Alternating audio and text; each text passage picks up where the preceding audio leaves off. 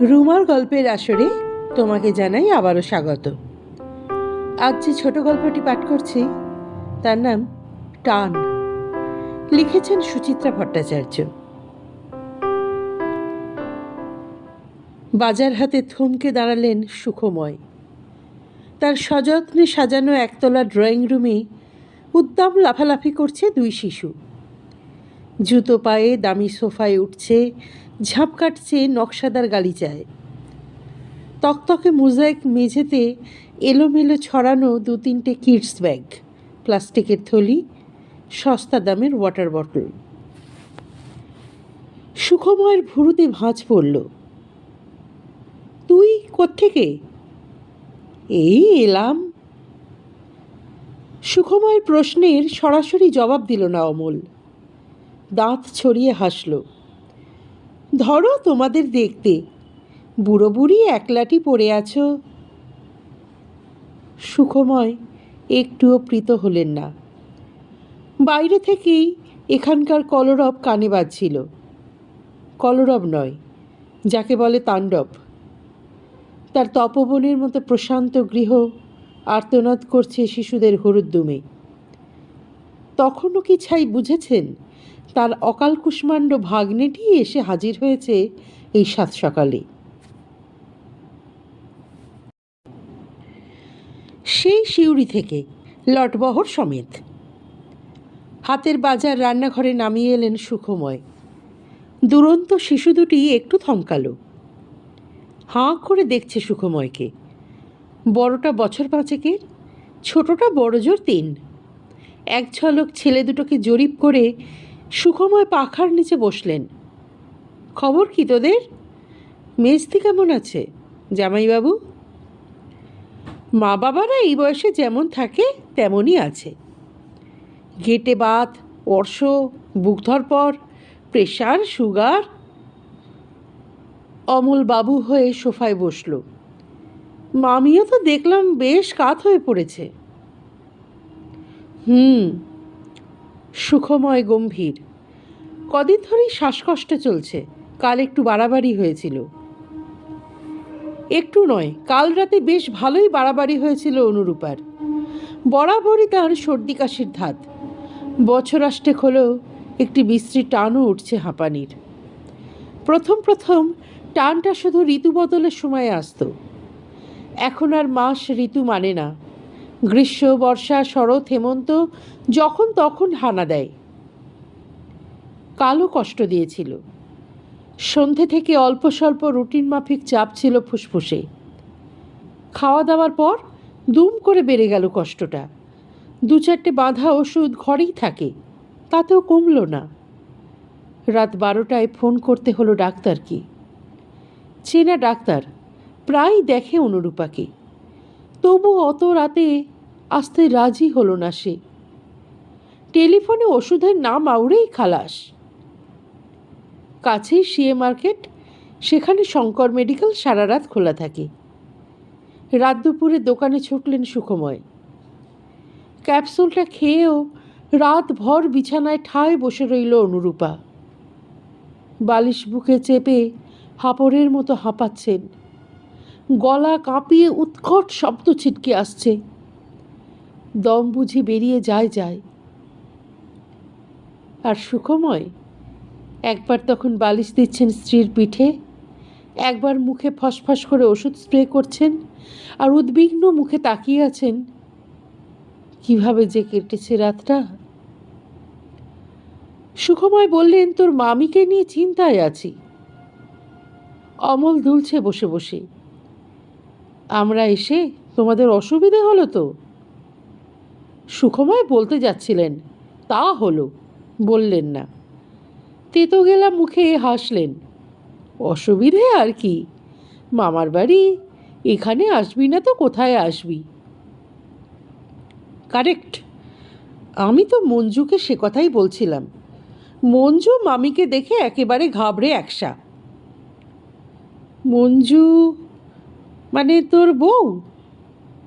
কোথায় সে? মামির ঘরে, এসে ইস্তক ওপরে সেটে আছে। বলেই অমল হাঁক পারল, মঞ্জু, মঞ্জু, নিচে এসো, মামাকে প্রণাম করে যাও। ডাকতে ডাকতে ঝপ করে গলা নামালো। আসলে তোমার ভাগ্নে বউ মামিকে দেখে যত না ঘাবড়েছে, তার থেকে বেশি বমকেছে তোমার এই বাড়ি দেখে। আরে বাবা, মামা আমার লর্ড, সল্ট লেকে প্যালেসে থাকে, বুঝলে মামা। মঞ্জু ভাবে আমার সব আত্মীয়ই বুঝি তার শ্বশুর শাশুড়ির মতো। নেই নেই পার্টি। এবার দেখ নিজের চোখে, এমন ঝিনচাক বাড়ি, এমন চাম্পুস সাজানো গোছানো, বাপের জন্মে দেখেছিস কোনো দিন? ছিলি তো ন্যাংটো মাস্টারের মেয়ে। দুই শিশু বাবার বক বক গিলছিল। হঠাৎ বড়টা হাততালি দিয়ে উঠল। দাঁড়াও, মাকে বলে দেব। অমল খিক খিক করে হাসল। কি বলবি? তুমি দাদুকে ন্যাংটো বলেছ। বলিস, নেচে নেচে বলিস। যা, ভাগ এখান থেকে। 5 বছরেই পেকে বোঁদে হয়ে গেছে, খালি বড়দের কথার মধ্যে কথা। মারব টেনে 3 লাথ। ধমক খেয়ে ছেলেটা গা মোচড়াচ্ছে। সুখময় বেশ বিরক্ত হলেন। অমলটা চিরকালই বড় অমার্জিত, জংলি। হ্যাঁ হ্যাঁ করে হাসে, গাঁক গাঁক করে চেঁচায়, মুখের মাত্রা নেই। লেখাপড়াতেও অগা। কোনো ক্রমে ঘষ্টে ঘষ্টে স্কুলের গণ্ডি পেরিয়ে সরস্বতীকে বিদায় দিয়েছে। মেজদির কম জ্বালা গেছে এই ছেলে নিয়ে। এখন কোনো এক কোল্ড স্টোরেজে চাকরি করছে। কি কাজ যে করে ভগবান জানে। শুধু মেজদির চিঠিপত্র থেকে বেশ বোঝা যায় রোজগারপাতি তেমন ভালো নয়। তার মধ্যেও কি দুঃসাহস, বাবু বিয়ে করে ফেলেছেন, প্রেমের বিয়ে। বোঝার ওপর শাকের আঁটি, 6 বছরেই 3টে অ্যান্ডা বাচ্চা। একটা তো একেবারেই কোলের, সবে পুজোর সময় হয়েছে। মেজদির বিজয়ার চিঠি থেকেই জেনেছে সুখময়। ড্রয়িং রুম থেকে কাঠের ঘোরানো সিঁড়ি উঠে গেছে দোতলায়। সেই সিঁড়ি দিয়ে নামছে অমলের বউ, আড়ষ্ট পায়ে। কাছে এসে খোঁপায় আঁচল তুলল, ঢিপ করে প্রণাম সারল একটা। সুখময় মেয়েটিকে আগে দেখেননি। অমল 9 মাসে 6 মাসে আসে এ বাড়িতে। একাই আসে, একাধ বেলা থেকে চলে যায়। সুখময় নিজে কোনো আত্মীয় স্বজনের বাড়ি যান না, যাওয়া পছন্দও করেন না। বিয়ে অন্নপ্রাশনেও নয়, কোথাওই সম্পর্ক রাখেন না বেশি। মাঝে মধ্যে টুকটাক চিঠিপত্র, ব্যাস। সম্পর্ক রাখার অর্থ জানেন সুখময়। দায়, অজস্র দায়। এর মেয়ের বিয়েতে দাঁড়াও, ওর ছেলের চাকরি করে দাও, একে খয়রাতি করো, ওকে ধার দাও। কেন রে বাবা? লিলিপুটদের বংশে তালগাছ হওয়াটা কি অপরাধ? তাছাড়া আত্মীয় স্বজন মানেই কুট কাচালি, কেচ্ছা, কেলেঙ্কারি। এসব সুখময়ের ঘোরতর অপছন্দ। তা মঞ্জুকে অবশ্য প্রথম দর্শনে মন্দ লাগলো না সুখময়ের। শান্ত চেহারা, বিনীত হাবভাব, রং চাপা হলেও আলগা একটা শ্রী আছে। তবে রোগা বড্ড, ডিগডিগে, খয়াটে। কোলের কন্যা সন্তানটিও খুবই শীর্ণ, অপুষ্টির শিকার। মঞ্জু নত মুখেই বলল, আপনাকে মামিমা একবার ওপরে ডেকেছেন। সুখময় গলা ঝাড়লেন। তোমার মামিমা কি শুয়েছেন, নাকি এখনো বসে? মঞ্জু একদিকে ঘাড় নাড়ল। উত্তরটা ঠিক ধরতে পারলেন না সুখময়। সিঁড়ি অবধি গিয়েও ঘুরলেন মঞ্জুর দিকে। তোমার বাচ্চারা কিছু খেয়েছে? অমলই আগ বাড়িয়ে উত্তর দিল, তুমি ভেবো না মামা, ওরা ঠিক খেয়ে নেবে। তোরাও তো এতটা পথ এলি, তোদেরও তো খিদে পেয়েছে। দেখ না, পুষ্পর জলখাবার তৈরি কত দূরে গেল। হ্যাঁ হ্যাঁ করে হাসল অমল। আমাদের পেট হলো রাবণের চিতা, সারাদিন জ্বলছে। ও নিয়ে ভাবতে গেলে তোমার ভাঁড়ার ফাঁক হয়ে যাবে। তুমি যাও, মামি কি বলছে দেখো। মঞ্জুর দিকে চোখ চলে গেল সুখময়ের। স্বামীর রসিকতায় মুখে আঁচল চেপে ফিক ফিক হাসছে। ঘড়িতে 9:30। চৈত্রের সকাল তেতে উঠেছে ক্রমশ। এলোমেলো বাতাস তপ্ত। আচম্বিতে ছোট ছোট হাওয়ার ঘূর্ণি বাইরে। দক্ষিণের জানালাটার ঠিক গায়ে একটা বেঁটে নারকেল গাছ, 14 বছর বয়সের। গৃহপ্রবেশের দিন গাছটা লাগিয়েছিলেন অনুরূপা। সেই গাছের চওড়া পাতায় শেষ বসন্তের হাওয়া বাজছিল সরসর। হাওয়া কি অতীতের কথা বলে? হয়তো বলে, হয়তো বলে না, হয়তো নিজের মনেই দোল খায় জানালায়। গাছে সুখময়ের মনি। 25 বছর আগে সুখময় এখানে 4 কাঠার প্লটটা কিনেছিলেন। তখন এই অঞ্চলে গাছগাছরা বিশেষ ছিল না, প্রায় ধুধু। বিশাল বিশাল মেছো ভেরি বোঝানো হয়ে সবে তখন এদিকে শহরে গায়ে গতরে বাড়ছে। মাটিতে চিকচিক করে বালি, লোক বসতি খুব কম। কলকাতার সঙ্গে সুতোর যোগ রাখে একটা দুটো বাস। এত ফাঁকা চারদিক যে লোকজন সহজে বাড়িঘর বানাতে সাহস পায় না। সেটা অবশ্য সাপে বরই হয়েছিল। এখনকার হিসাবে জলের দরে জুটে গিয়েছিল জমিটা। তবে সুখময়ও তক্ষুনি বাড়ি করেননি, করলেন অনেক পরে। সাউথ ইস্টার্ন রেলের জেনারেল ম্যানেজার হয়ে রিটায়ার করার 6 বছর আগে, রামপুরহাটের জমি বাড়ির নিজের অংশ বেচে দিয়ে। এই উপনগরই তখন অনেক জমজমাট। ছবির মতন সুন্দর সুন্দর বাড়িতে ভরে যাচ্ছে চারদিক। চওড়া চওড়া পথঘাট, সবুজ বুলেভার্ড, গাড়ি ঘোড়াও চলছে অনেক। তবু এখানকার একটা আলাদা নির্জনতা আছে, এক ধরনের আলাদা শান্তি, নিস্তরঙ্গ সুখ। সেই সুখের আদলে তৈরি হলো সুখময়ের বাড়ি।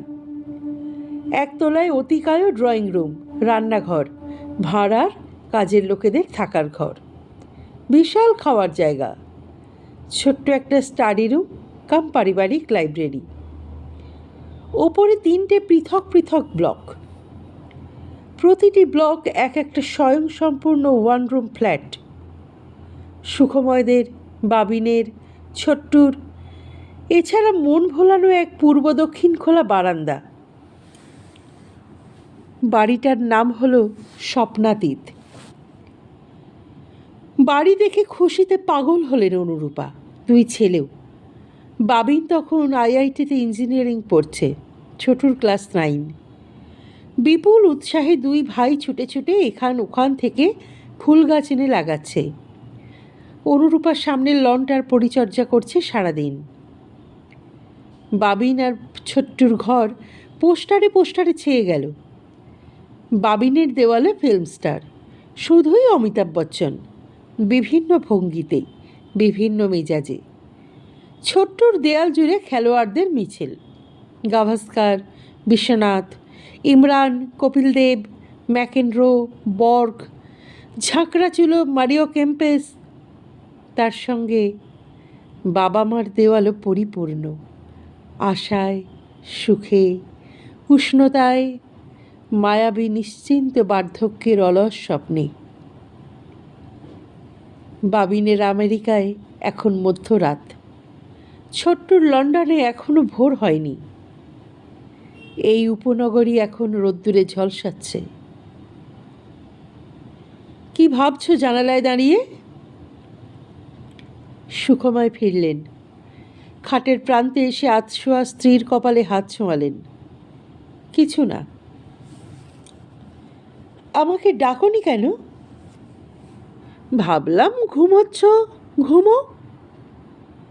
দূর, ঘুম কি আর আসে? অনুরূপা ক্লান্তভাবে চোখ বুজলেন। সকালের ক্যাপসুলটা খেয়েছ? খেয়েছি। ডাক পাঠিয়েছিলে কেন? বাজার থেকে কি আনলে? রোজকার সেই চারাপো না? না, বাটা মাছ। কেন?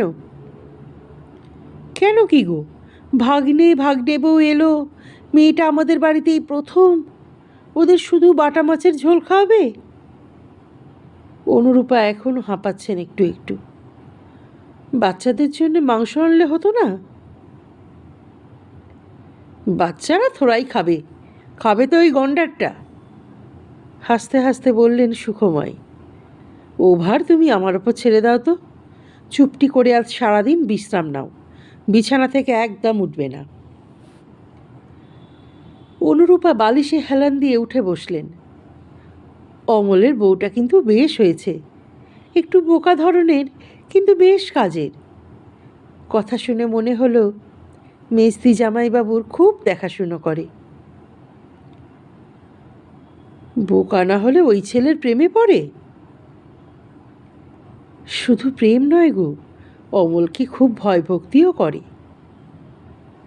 বাহ, আধ ঘন্টা কথা বলেই তুমি অনেক কিছু বুঝে ফেলেছ দেখছি। সুখময় বাঁকা হাসলেন। তা সদলবদে এখানে হঠাৎ কেন উদয় হলো, তা কিছু বলল? নিজে থেকে না বললে জিজ্ঞেস করা যায় নাকি? সুখময় কিছু বললেন না। আলমারি খুলে কয়েকটা কাগজ বার করলেন, ইলেকট্রিক বিল, প্রেসক্রিপশন, কিছু টাকাও। অনুরূপা ঠাট্টার ছলে বললেন, একদিক দিয়ে ভালোই হলো, তোমারও কদিন নাতি নাতনি নিয়ে জমিয়ে কাটবে। ও সুখ তো তোমার ভাগ্যে বড় একটা জোটে না।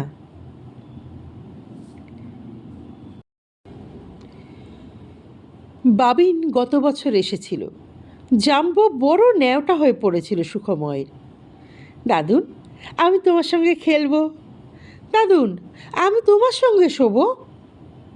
দাদুন, আমি তোমার সঙ্গে লাঞ্চ করব এক প্লেটে। দাদুন, চলো না আমরা ওয়াকে যাই।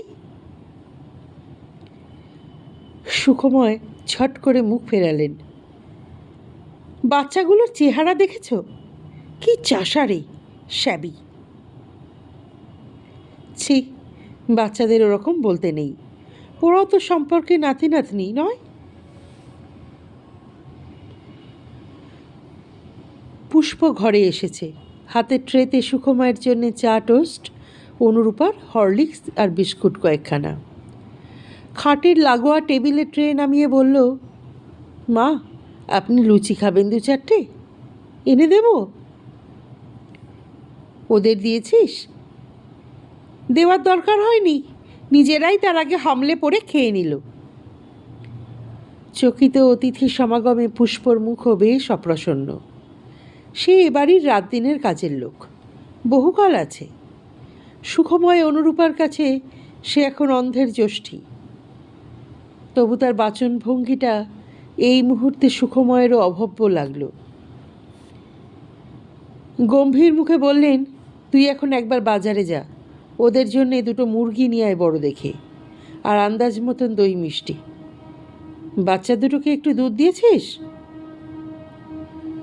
পুষ্পের মুখ আরও ভারী। বউটা নিজেই নিয়ে খাইয়ে দিয়েছে, 2 ছেলেকে বড় বড় 2 গ্লাস, খাবলা খাবলা চিনি মিশিয়ে, 1 থালা করে লুচি তরকারি খাওয়ানোর পর। তা দিক না, তুই এত খেপে যাচ্ছিস কেন? অনুরূপা হাসছেন মিটিমিটি। বউ নয়, বৌদি বল, ওরা আমাদের আত্মীয়। সে আমি জানি। পুষ্প খড়খড় করে উঠল। নিচে গিয়ে দেখো না, 2 ছেলেতে কল খুলে কীরকম বাথরুম ভাসাচ্ছে। পুষ্প টাকা নিয়ে চলে গেল। অনুরূপা হরলিক্সে চুমুক দিলেন। তুমি নিজে বাজার করতে গেলে পারতে, সব কাজ কি কাজের লোকদের দিয়ে হয়? আমার এখন সময় নেই, তোমার মাউথ স্প্রে ফুরিয়ে গেছে, শঙ্কর মেডিকেলে নেই। দেখি একবার বিডি মার্কেট যেতে হবে, ইলেকট্রিক বিলেরও আজ লাস্ট ডেট। সুখময় বিরস মুখে টোস্টে কামড় বসালেন। পোস্ট অফিসেও যাব, বাড়িতে এয়ারমেল নেই, আনতে হবে। তুমি এখনও ছোট্টুকে উত্তর দাওনি? সেই কবে ওর চিঠি এসেছে? কবে কোথায়, পরশুই তো এলো। তাও আমরা চিঠি দেওয়ার 2.5 মাস পর। ওদের নতুন সংসার, নতুন দেশ, নতুন কাজ, তাও আবার যে সে কাজ নয়, অসুখ নিয়ে রিসার্চ, সব সামলে চিঠি লিখতে বসা, সময় তো লাগবেই। নতুন কোথায়, দেখতে দেখতে তো 8 মাস হয়ে গেল। 8 মাস আর কি এমন সময়, ওদিকে তোমার বাবিনের যে 8 বছর হয়ে গেল, সে কটা চিঠি লেখে বছরে? গুনে গুনে 4টে কি 5টা, তাও বউ লেখে, নিজে তার সঙ্গে নিচে 2 লাইন। সুখময় চকিতে উদাস, শোঁ শোঁ করে বাতাস বয়ে যাচ্ছে বুকে। ওদের সবই নতুন, সব সময়, শুধু বাবা মা দুটো ছাড়া। ও আবার কি কথা? হরলিক্স শেষ করে অনুরূপা শুচ্ছেন ধীরে ধীরে। চা খেয়ে নাও, ঠান্ডা হয়ে যাচ্ছে। হঠাৎ দরজার দিকে নজর গেল সুখময়ের। অমলের বড় ছেলেটা পর্দা ফাঁক করে উঁকি দিচ্ছে ঘরে। অনুরূপাও দেখেছেন। কোমল গলায় ডাকলেন, আয় দাদু। ছেলেটা দুদিকে মাথা দোলালো, এলো না। অনুরূপার স্বর আরও নরম, তোর চোখ ছলছল করছে কেন রে? মা বকেছে? ও মা, এ তো জলও গড়াচ্ছে দেখছি। 2 হাতের চেটোর উল্টো পিঠ দিয়ে চোখ মুছে নিল ছেলেটা, মুখে স্বর ফুটেছে, তোমাদের ছাদটা কি বড় গো? আমি আর ভাই চুপি চুপি গিয়ে দেখে এসেছি। তাই? আর কি দেখলি? ছাদের ফুল গাছগুলো দেখেছিস? হ্যাঁ, ভাই না একটা ফুল ছিঁড়েছে, লাল ফুল। পর্দা সরিয়ে 2 পা এগোলো ছেলেটা। আমরা কোন ঘরে থাকবো গো ঠাম্মা? মা তোমাকে জিজ্ঞেস করতে বলল। বনু ঘুমিয়ে পড়েছে তো। এমা, ছি ছি, তুমি কি যে করো না। অনুরূপা অপ্রস্তুত মুখে স্বামীর দিকে তাকালেন। যাও, ওদের জন্য বাবিনের ঘরটা খুলে দাও, বাবিনের খাট বড় আছে।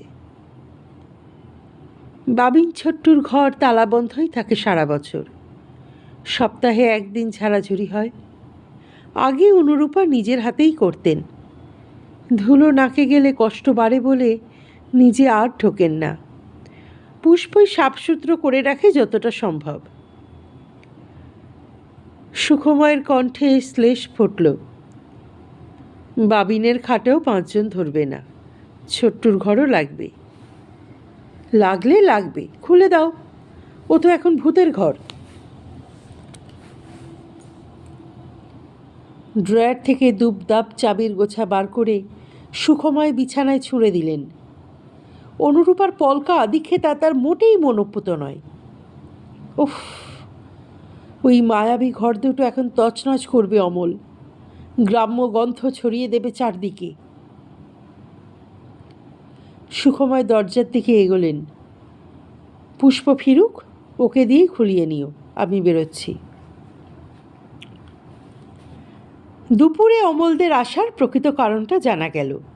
অমলই বলল খাওয়ার সময়। অমলের বড় ছেলেটার চোখে কী সব গণ্ডগোল হয়েছে। ছেলেকে বড় ডাক্তার দেখাতে এনেছে কলকাতায়। সারাক্ষণই নাকি চোখ ছলছল করে, জল পড়ে, মাঝে মাঝে যন্ত্রণাও হয়। সিউড়িতে 2-3 জন ডাক্তারকে দেখিয়েছিল, তাদের এক একজনের এক এক মত। কেউ বলে গ্ল্যান্ডের গণ্ডগোল, কেউ বলে নার্ভের, কেউ বলে কর্নিয়ার। ওখান থেকে এক ডাক্তার চিঠি দিয়েছে তার সুপারিশেই দেখাবে বড় ডাক্তারকে। ডাক্তারটির নাম সুরেন সরকার, পিজির প্রফেসর। শোনা শোনা নাম, ছোট্টুর মুখেই সুখময় শুনেছেন বোধ হয়। স্টাডি রুমে এসে সুখময় একটা সিগারেট ধরালেন। খাওয়া দাওয়ার পর এই ঘরে বসে মৌজ করে একটু সিগারেট খান। আগে দিনে 20-25টা হয়ে যেত, এখন নেশাটা অনেক কমিয়ে এনেছেন। দুপুরে রাতে খাওয়ার পরে একটা করে, আর সারাদিনে বড় জোর 2-3টে। এবার ভাবছেন ছেড়েই দেবেন অভ্যেসটা। একটু জোরে হাঁটলেই আজকাল একটা চিনচিনে হালকা ব্যথা হয় বুকে, হাঁপিয়েও যান বড় তাড়াতাড়ি। ব্যথার কথাটা অনুরূপাকে বলেননি। মিছি মানুষের উদ্বেগ বাড়িয়ে কী লাভ? একেই তো নিজের জ্বালায় জ্বলে মরছে বেচারা। দুপুরের বাতাস বাইরে থম মেরেছিল অনেকক্ষণ। হঠাৎই একটা ঝাপটা দিল যেন। খোলা জানালা দিয়ে কিছু ধুলোবালি উড়ে এলো। শুকনো পাতারা ছুটছে রাস্তায়। সুখময় উঠে জানালাটা টেনে দিলেন। পুষ্পকে কতবার করে বলেছেন বেলা বাড়লে সব জানালা বন্ধ করে দিতে। এই সময় ধুলো ঢুকে ঘরদোর বড় নোংরা হয়। তা কথাটা যদি খেয়াল থাকে মেয়েটার। আজ অবশ্য খেয়াল না থাকলেও বলার নেই কিছু। শিউরি থেকে আসা উটকো ধুলো সামলাতেই যা হিমশিম খাচ্ছে। অমলটা সত্যিই যাচ্ছে তাই, যেমন নোংরা তেমন বেয়াক্কেলে। শিক্ষা দীক্ষা না থাকলে যা হয়। অতটুকু ছেলে চোখ নিয়ে কষ্ট পাচ্ছে, অথচ বাপকে দেখো দিব্যি মাংসের হাড় চুষতে চুষতে ব্যাখ্যান করে চলেছে ডাক্তারদের। ভাষাই বা কি? ওখানকার ডাক্তারটা লেমন চুষ বেড়ে পাকামি করছিল। চেম্বারে ঢুকে দিয়েছি বেটাকে আচ্ছা করে কোরকে। বসার ভঙ্গিটাও কি অশালীন। এক পা চেয়ারে তুলে এক পা নাচাতে নাচাতে খাওয়া। লোমশ খালি গা, পরনে উৎকট চেক লুঙ্গি, শব্দ করে কুলকুচি করা। অসহ্য অসহ্য। সুখময় চেপে চেপে সিগারেট নিভিয়ে উপরে এলেন। আহ, ঠিক যা ভয় পেয়েছিলেন তাই। অনুরূপার সামনে মোড়া টেনে বসে আগডুম বাগডুম গল্প করে চলেছে অমল। সাধারণ বুদ্ধিটুকুরও এত অভাব। শুনলি মামি সারা রাত ঘুমাতে পারেনি, এখন কষ্ট কম, একটু শুয়ে নিতে দে। তা নয়। অনুরূপাও যে কেন এত লাই দেয় ছেলেটাকে। নির্ঘাত এখন আত্মীয় স্বজনদের ঠিকুজি কুষ্টি তালাশ চলছে। কার বাড়িতে হাঁড়ি চড়ে না, কার মেয়ে বাপকে লুকিয়ে বিয়ে করার মতলব ভাঁজছে, রামপুরহাটের কোন দেওর কার জমি হাতালো। এসব শুনে অনুরূপার কী যে মুখ্যলাভ হয়। নিজে তিনি কোনো দিন প্রশ্রয় দেননি অমলকে। এসেছো এসো, 2-4 ঘন্টা থাকো, খাও দাও, বিদায় নাও। শুধু অমল নয়, সব আত্মীয়ের জন্যই সুখময়ের এই এক বিধান। ঘরে না গিয়ে সুখময় সামনের প্যাসেজটার দিকে গেলেন। দুধারে বাবিন আর ছোট্টুর ঘর, দুটোই হাট করে খোলা। ছোট্টুর খাটে বিশ্রীভাবে ছড়ানো রয়েছে অমলদের মালপত্র, জামা কাপড়। বাবিনের বিছানায় মঞ্জু কোলের মেয়েটাকে নিয়ে পাশ ফিরে শুয়ে। বলো ছেলেটি মেঝে হাত পা ছড়িয়ে ঘুমোচ্ছে। ছোটটি খাটের প্রান্তে গুটিয়ে শুটিয়ে জড়সড়। সুখময় সরে এলেন। পূর্ব দক্ষিণ খোলা গোল বারান্দা থেকে দুপুর হলেই রোদ সরে যায়। একটা ইজি চেয়ার আর 2-3 মোড়া সবসময় চড়ানো থাকে এখানে। সুখময় ইজি চেয়ারে শরীরটা ছেড়ে দিলেন। বাবিন আর ছোট্টুর ঘর দুটি তার বড় প্রিয়, নির্জনতার সঙ্গীও বটে। অনুরূপাকে লুকিয়ে মাঝে মাঝেই ঘর দুটো তালা খোলেন সুখময়। চেয়ার টেবিল খাট আলমারি বিছানা ছুঁয়ে ছুঁয়ে দেখেন। পোস্টারগুলো কবেই আর নেই, তবু ফিকে রঙিন দেয়ালে এখনও অনেক ছবি দেখতে পান তিনি। বাবিন জন্মালো, হাঁটছে, কথা ফুটল মুখে, স্কুলে যাচ্ছে। রাত্রির বেলা অনুরূপাকে আবার রেখে আসতে হলো রেলের হাসপাতালে। ছোট্টু এলো। পিঠোপিঠি বড় হচ্ছে 2 ভাই। ছবি আর ছবি, পরপর অজস্র ছবির মিছিলে দেওয়াল পূর্ণ হয়ে যায়। বাবিন আমেরিকা থেকে বিয়ে করতে এলো, বউ নিয়ে চলে যাচ্ছে। ছোট্টুর লন্ডনে রিসার্চ করতে যাওয়ার সুযোগ এসে গেছে। নিজের পছন্দ করা মেয়েকে বিয়ে করে সেও চলে গেল বাইরে। কখনো এয়ারপোর্টে গিয়ে হাত নাড়ছেন সুখময়, কখনো হাত বাড়িয়ে জড়িয়ে ধরছেন ছেলেদের, নাতিকে। সব সব মুহূর্ত এই দুটো ঘরে যেন বন্দি হয়ে আছে।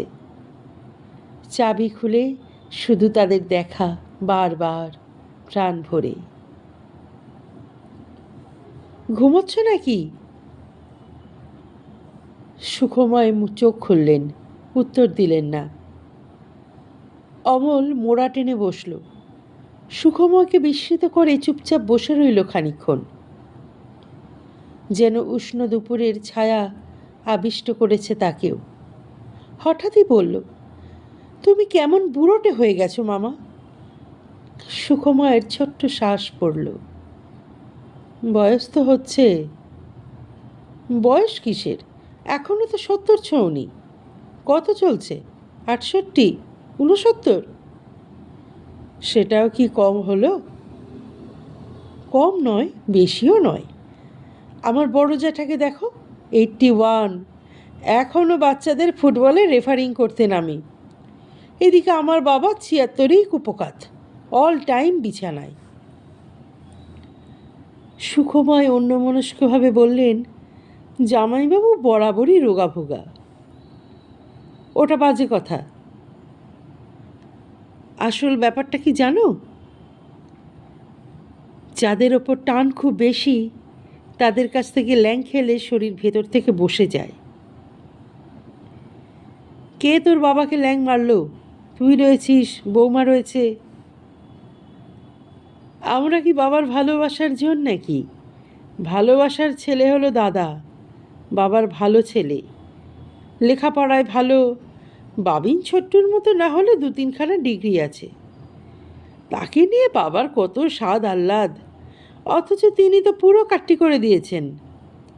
আমি চিরকালের লাতখোর ছেলে। বাবা আমাকে হারামজাদা না বলে কোনোদিনও জলই খাইনি। সেই আমার মুখ 24 ঘন্টা দেখতে বাবার ভালো লাগে। মেজদির চিঠিতেই কথাটা জেনেছিলেন সুখময়, তবু প্রশ্ন করলেন, নির্মল কি পার্টিশন করে নিয়েছে? পার্টিশন মানে? পুরো পাঁচিল গেঁথে ফেলেছে, 10 ইঞ্চির দেয়াল। একেবারে বউয়ের ভেড়া হয়ে গেছে। বাবার একটা হার্ট অ্যাটাকের মতো হলো। রাস্তায় ডেকে বললাম, একবার চোখের দেখাও দেখতে এলো না। এলে যদি মাল্লু ছাড়তে হয়। পুজোর সময় মাকে হাতে করে একটা কাপড় পর্যন্ত দেয় না। সুখময় হালকা চালিয়ে বললেন, ভালোই তো, তুই মামাকে দেখছিস, তোর পুণ্যি বাড়ছে। পাপ পুণ্য বুঝি না মামা। আমার মোটা বুদ্ধি বলে, যে বাপ মা খাইয়ে পরিয়ে বড় করেছে, তারা বুড়ো হলে আমাদেরকেই তাদের দেখতে হবে। এ কোনো দয়া ফয়ার ব্যাপার নয়, পুরো হিসেবের করি। জুতো ঝেঁটা যাই মারুক, খেতে পড়তে তো দিয়েছিল, সেই লোনটা শোধ করতে হবে না? কথাটা সামান্য বিঁধল সুখময়কে। কোথায় যে ঠিক বিঁধল বুঝতে পারলেন না। অমল দুম করে প্রশ্ন করে বসল, বাবিন শুনলাম আর নাকি ফিরছে না। মামি বলছিল কী সব গ্রিন কার্ড পেয়ে গেছে। তা পেয়েছে, তবে ফিরবে না এমন কথা তো বলেনি।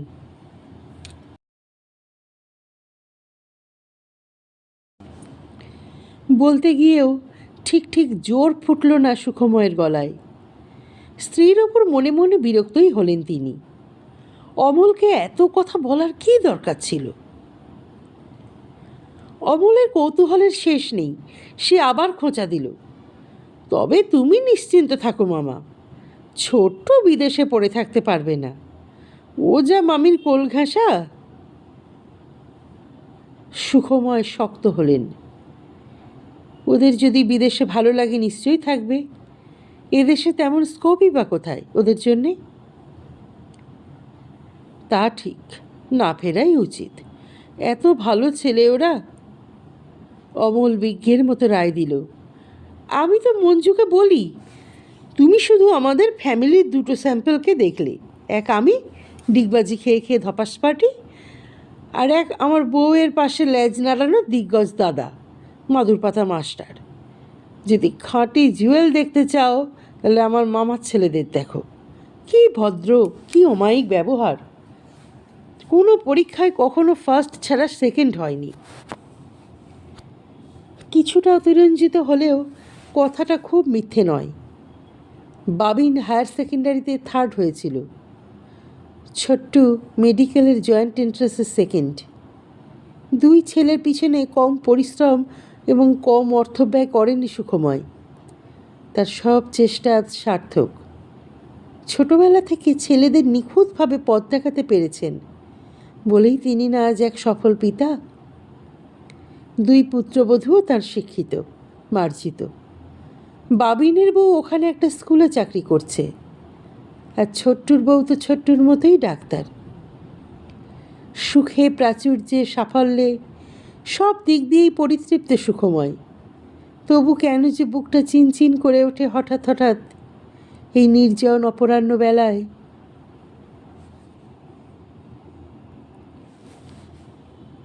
কি লিখলাম শুনবে না? অনুরূপা রাতের খাওয়া সারছিলেন। 2টো রুটি, অল্প মুরগির মাংস। তার জন্যে স্টুয়ের মতো করে আলাদা মাংস রেঁধেছে পুষ্প। এমনিতে অনুরূপা পাতলা রান্নাই ভালোবাসেন, কিন্তু আজ ঠিক গলা দিয়ে নামছিল না তার। একটা চোরা ভয় শিরদাঁড়া ছুঁয়ে যাচ্ছে। আবার যে কখন কালকের মতো এসে পড়ে কষ্টটা। সুখময় অসহিষ্ণুভাবে বললেন, কি হলো, শুনবে? পড়ব না মুখ বন্ধ করে দেব? অনুরূপা ফোঁস করে শ্বাস ফেললেন। কি আর শুনব? লিখেছ তো সেই বাঁধাগত, আমরা ভালো আছি, তোমরা কেমন আছো। মাঝে তোমার মায়ের শরীর খারাপ হয়েছিল, সেই হাঁপের টান এখন মোটামুটি আছে। তোমরা আমাদের জন্য দুশ্চিন্তা করো না। সুখময় ঈষৎ ক্ষুণ্ণ হলেন। আর কিছু লিখি না আমি? বলো, আর কি লেখো? সুখময় তীব্র চোখে স্ত্রীর দিকে তাকালেন। লিখে দেব তোমার জন্য সারা রাত জেগে বসে থাকতে হয়? তোমার চোখ মুখ ঠেলে বেরিয়ে আসছে? আমি কি বলেছি ওসব লিখতে? তাহলে কি লিখব? লিখব, স্নেহের ছোট্টু, তুমি একদা গেটের সামনে যে কৃষ্ণচূড়া গাছটি পুঁতিয়াছিলে তাহাতে ফুল আসিয়াছে। তোমার দাদার লাগানো পলাশ গাছেও 2টি গাছের ফুলে আমাদের গেটের সম্মুখভাগ লাল হইয়া থাকে। অনুরূপা খাওয়া বন্ধ করে স্বামীর দিকে তাকালেন। সত্যি কথা স্বীকার করতে এত ভয় পাও কেন তুমি? যা লিখেছ এছাড়া সত্যিই কি কিছু লেখার আছে? চিঠি লেখা মানে তো এখনো জ্যান্ত আছি সেটা জানানো, আর কি? সুখময় নিশ্চুপ হয়ে গেলেন। এয়ারমেলের মুখ জুড়লেন ধীরে ধীরে। ঘরের উজ্জ্বল আলোটাকে বড় নিষ্প্রভ লাগছিল তার। শুধু নিষ্প্রভ নয়, ঝাপসাও। নিম্নস্বরে বললেন সুখময়, তুমি বড় নিষ্ঠুর অনু। নিষ্ঠুর নয়, যা দেখি যা বুঝি তাই বলছি। তুমি যা সত্যি সত্যি লিখতে চাও তা তোমার কলমের ডগায় আসবে? আমি চাইলেও আমাকে লিখতে দেবে সে কথা? কেন লিখব আমরা? সুখময়ের গলা ফ্যাঁস ফ্যাঁসে শোনাচ্ছিল। লিখো না, যক্ষ হয়ে কুবেরপুরি আগলাও। একতলা থেকে টিভির শব্দ ভেসে আসছিল। সিনেমার গান হচ্ছে, পুরনো দিনের গান। অমল খুব জোরে চালিয়েছে টিভিটা। কান পেতে গানটা শোনার চেষ্টা করলেন অনুরূপা। কী গান বোঝা যাচ্ছে না। থালায় হাত ধুতে ধুতে বললেন, তুমি আজকাল বড় অবুঝ হয়ে যাও। ওইটুকু বাচ্চাকে তখন ওইভাবে ধমকালে কোনো মানে হয়? বেশ করেছি। খবর শোনার সময় অত চেঁচাবে কেন? বউটাও বলিহারি। 3 বাচ্চার মা হয়েছে, একটা কেউ সামলাতে পারে না। সুখময় প্রায় ভেঙচে উঠলেন। কোলের মেয়েটা সোফাতে পেচ্ছাপ করে দিল। মায়ের কোনো হেলদোল নেই, একটু কাঁচিয়ে ফেলে দিল শুধু। ছোট ছেলেটা শোকেসের কাজ ভটান করে টানছে আর বন্ধ করছে। মায়ের কোনো ভ্রুক্ষেপ নেই, একদিনেই বাড়ি লণ্ডভণ্ড করে দিল। দিগ্গে, অত পিটপিট করো না তো। 2 দিনের জন্য এসেছে, আর ওই সোফা শোকেস নিয়ে কি আমরা স্বর্গে যাব? তোমার এই মর্নিং ওয়াকের মিলিটারি বন্ধু বলে না, এরপর সব বাড়ি সার সার ভূতের বাড়ি হয়ে যাবে? ঠিকই বলে। সুখময় চশমার খাপে পড়লেন। অনুরূপার কথার ভঙ্গিতে হেসে ফেললেন তিনি। আর আমি হব যক্ষ, তাই তো? এ পাড়ায় সার যক্ষ, তাই তো হবে। অনুরূপাও হাসছেন। অনেক বকেছ, এবার আমার ক্যাপসুলটা দাও। ওষুধের সঙ্গে বেশ খানিকটা জল খেলেন অনুরূপা। তারপর বললেন, 10টা তো বাজে, তোমরা খেতে বসবে না? বসবো, তোমার পুষ্পরানী টিভি দেখা শেষ হোক। সকালে অমলের বউটাকে সহ্য করতে পারছিল না, এখন তো তার সঙ্গে গলায় গলায় ভাব। অমলের বউটা সত্যিই ভালো গো, বড় দুঃখী। অনুরূপা সামান্য ইতস্তত করে বললেন, তোমার মেজদিও নাকি ওর ওপর খুব অত্যাচার করে। কেন? কেন আবার কি? বিয়েতে তেমন কিছু পায়নি, প্রায় 1 বছরেই চলে এসেছে মেয়েটা, তাই নিয়ে দিবারাত্র নাকি গঞ্জনা দেয়। বলতে বলতে কেঁদে ফেলছিল বেচারা। অমলের তো খুব হাঁক ডাক, ও কেন প্রোটেস্ট করে না? মুরত কোথায়? মাইনে তো পায় 1000 টাকা। তোমার জামাইবাবুর পেনশনের টাকা আছে, ফিক্সড ডিপোজিটের ইন্টারেস্ট আছে, তাই দিয়েই চলে সংসারটা। সুখময় থমকে গেলেন। বিড়বিড় করে বললেন, তবে যে ছেলেটা বড় মুখ করে বলেছিল, বাবা মাকে দেখছি, অন্যের ঋণ শোধ করছি। বাজে কথা। মেয়েটা আলাদা থাকতে চায়, তোমার ভাগ্নে নিরুপায়। আলাদা হলে খাবে কি? নেহাত অন্ন জুটবে না বলেই বাবা মার কাছে পড়ে আছে। বাপ মার ওপর ভক্তি নয় গো, একে বলে দায় পড়ে রায়মশাই। তোমার জামাইবাবু নাকি নাতির চোখের চিকিৎসার জন্য ও ব্যাংক থেকে টাকা তুলে দিয়েছে ছেলেকে। পুষ্প ঘরে এসে এঁটো থালা বাসন গোছাচ্ছে। যাওয়ার সময় সুখময়কে খেতে ডেকে গেল। সুখময় খাওয়া দাওয়া সেরে ফিরলেন। সিগারেট ধরিয়ে গোল বারান্দায় পায়চারি করলেন কিছুক্ষণ, শুয়ে পড়লেন। সারাদিনের তপ্তভাব আর নেই। একটা নরম মিঠে বাতাস জানালা বেয়ে ঘরে ঢুকছে, স্পর্শ করছে ঘরের আসবাবপত্র, মানুষদেরও। নারকেল গাছের ওপরে পিছনের রাস্তার টিউবলাইটটা জ্বলছে নিভছে বারবার। রাত বাড়ছিল। মাঝরাত অবধি ঘুম এলো না সুখময়ের।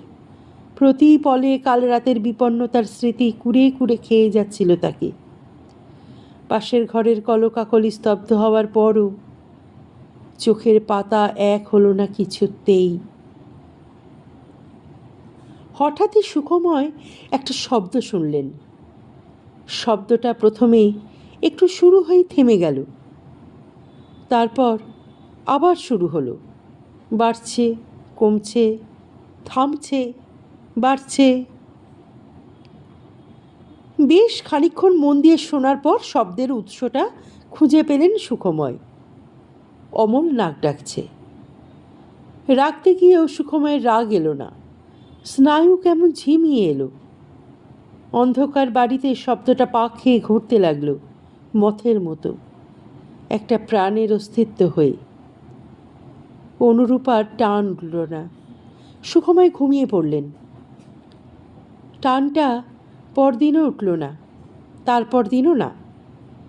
2 দিন ধরে গোটা বাড়ি জুড়ে দক্ষযক্ষ করলো অমলের দলবল। ছড়ালো, লাফালো, নোংরা করলো, ছাদের টপ প্রায় নির্মূল করে ফেললো শিশুরা। ছেলেকে ডাক্তার দেখালো অমল। তেমন বিপদের কিছু নেই, গ্ল্যান্ডেরই গোলমাল। ওষুধ চলবে এখন, 1 মাস পরে আবার দেখাতে হবে ছেলেকে। মনের আনন্দে অমল কলকাতা ঘোরালো বউ বাচ্চাদের। পাতাল রেল, 2য় হুগলি সেতু, কিছুই বাদ পড়ল না। আজ তার লটবহর নিয়ে ফেরার পালা। দুপুর 2টোয় বাস ধর্মতলা থেকে। পথে খাওয়ার জন্যে কোঁচড় বেঁধে টিফিন দিয়ে দিলেন অনুরূপা নিজের হাতে তৈরি করে। লুচি, তরকারি, হালুয়া। একটা ভালো শাড়িও দিলেন মঞ্জুকে। বাচ্চাদের 1 সেট করে জামা কাপড়। মঞ্জু খানিকটা কাঁদল, অমল হাসলো হ্যাঁ হ্যাঁ করে। বাচ্চাগুলো খুশি না ব্যথিত হলো বোঝা গেল না।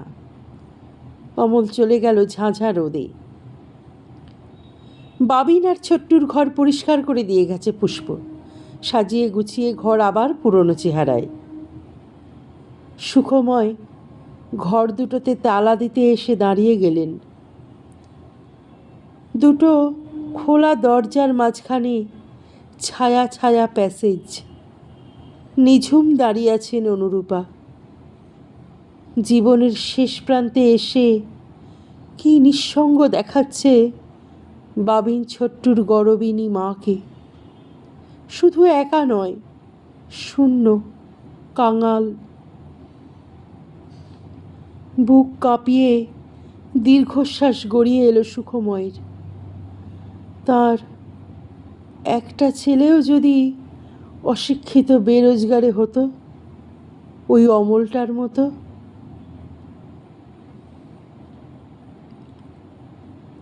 আজকের গল্পটি কেমন লাগলো তোমার মূল্যবান মতামত অবশ্যই কমেন্ট বক্সে লিখে জানিও। গল্পটি ভালো লাগলে শেয়ার করে দিও পরিচিত এবং প্রিয় বন্ধু বান্ধবদের মধ্যে।